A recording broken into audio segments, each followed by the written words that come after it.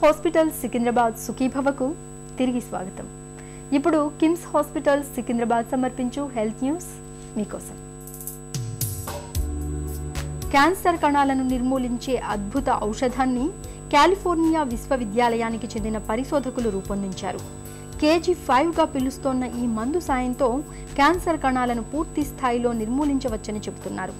KG5 ఔషధం cancer కణాలను ఆత్మహత్య చేసుకునేలా పురికొల్పుతుంది. దీంతో కణాల సంఖ్య తగ్గిపోవడంతో పాటు కణితుల పరిమాణం కూడా క్రమంగా తగ్గుతూ పోతుందని పరిశోధకులు చెబుతున్నారు. క్యాన్సర్ బాధితుల పాలిట ఆశాకిరణంలా భావిస్తోన్న ఈ ఔషధం మరో 5 ఏళ్లలో అందుబాటులోకి వస్తుందని చెబుతున్నారు. ఇప్పుడు మీ ఆరోగ్య సమస్యలకు మా డాక్టర్లు అందించే సమాధానాల సమాహారం సమస్య సలహా చూద్దాం. కాకినాడ నుంచి సుబ్బలక్ష్మి ఇలా రాశారండి. నా వయసు 47 సంవత్సరాలు. నాకు బస్సు ప్రయాణం పడదు, వాంతులవుతాయి. చిన్నప్పటి నుంచి అంతే. అయితే ఈ మధ్య కాలంలో వాంతులతో పాటు బట్టల్లో మూత్రం కూడా పడుతోంది. ఎందుకు ఇలా అవుతోంది? నా సమస్యకు పరిష్కారం చెప్పండి అంటూ అడుగుతున్నారు. సుబ్బలక్ష్మి గారు, బస్సు ప్రయాణం చేసినప్పుడు వాంతులు అవ్వడాన్ని మోషన్ సిక్నెస్ అంటామండి. దానికి మూత్రం లీక్ అవ్వడానికి ఎలాంటి సంబంధం లేదు. మూత్రం లీక్ అవ్వడం అనేది కడుపులో ప్రెషర్ పెరిగినప్పుడు కొద్దో గొప్ప యూరిన్ లీక్ అవ్వడం అనేది స్ట్రెస్ ఇన్కాంటినెన్స్ అంటాం. డెలివరీస్ అయిన తర్వాత ఆడవాళ్ళలో మూత్రాశయం పటుత్వం చుట్టుపక్కల ఉన్న సపోర్ట్స్ అనేటివి లూజ్ అయిన దానివల్ల ఈ విధంగా లీక్ అవ్వడం అనేది జరుగుతూ ఉంటుంది. దాన్ని స్ట్రెస్ ఇన్కాంటినెన్స్ అంటాం. దగ్గిన, తుమ్మిన, బరువులెత్తిన, లేకపోతే ఈ బస్సు ప్రయాణంలో ఊపులకి ఒక్కొక్కసారి కొద్దో గొప్ప యూరిన్ లీక్ అవ్వడం అనేది జరుగుతూ ఉంటుంది. అది ఎప్పుడో కొద్ది మాత్రమే జరిగిన పక్షంలో దానికి ఎలాంటి ట్రీట్మెంట్ అవసరం రాదు. కానీ ఎక్కువగా జరిగిన పక్షంలో దానికి ఆపరేషన్ చేయాల్సిన అవసరం రావచ్చు. కాబట్టి మీ దగ్గరున్న యూరాలజిస్ట్ని సంప్రదించండి. మీకు అది స్ట్రెస్ ఇన్కాంటినెన్సా కాదా అని నిర్ధారణ చేసుకున్న తర్వాత దాన్ని బట్టి దాన్ని ట్రీట్మెంట్ తీసుకుంటే మంచిది. ఖమ్మం నుంచి రజని రాశారండి. మాకు వివాహమై 16 సంవత్సరాలు అవుతోంది. నా భర్తకు చాలా రోజుల నుంచి పరాయి స్త్రీలతో సంబంధం ఉన్నట్లు నాకు ఈ మధ్య తెలిసింది. తెలిసిన దగ్గర నుంచి అతనికి శారీరకంగా దూరంగా ఉంటున్నాను. కానీ నాకేమైనా ఆరోగ్య సమస్యలు తలెత్తే అవకాశం ఉందా? ఇప్పటి వరకు నాకు ఎలాంటి అనారోగ్యం లేదు.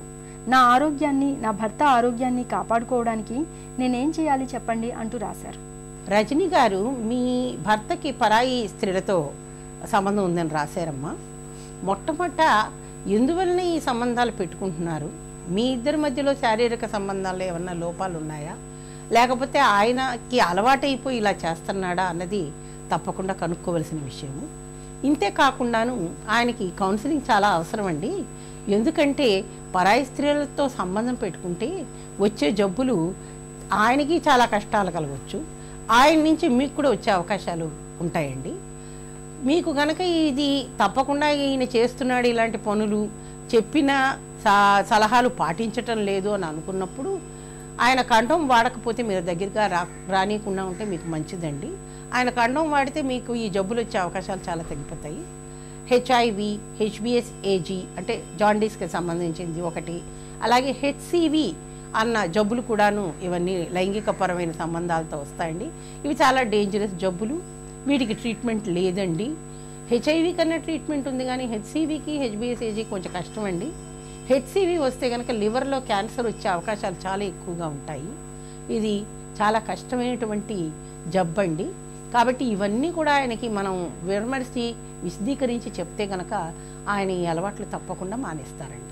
ఇక ఈరోజు కార్యక్రమాన్ని ముగించే ముందు కిమ్స్ హాస్పిటల్ సికింద్రాబాద్ సమర్పించు ఓ చిన్ని చిట్కా. నీళ్ల విరేచనాలతో బాధపడుతున్నప్పుడు పచ్చి జామకాయను మెత్తగా నమిలి మింగండి. విరేచనాలు త్వరగా తగ్గుముఖం పడతాయి. మీ ఆరోగ్య సమస్యల్ని పూర్తి వివరాలతో సహా ఈరోజే మాకు రాసి పంపిస్తారు కదా. మా చిరునామా Sukhibhava, ETV 2, Ramoji film city, Hyderabad 501512 లేదా sukhibhava@etv.co.in కు మెయిల్ చేయండి.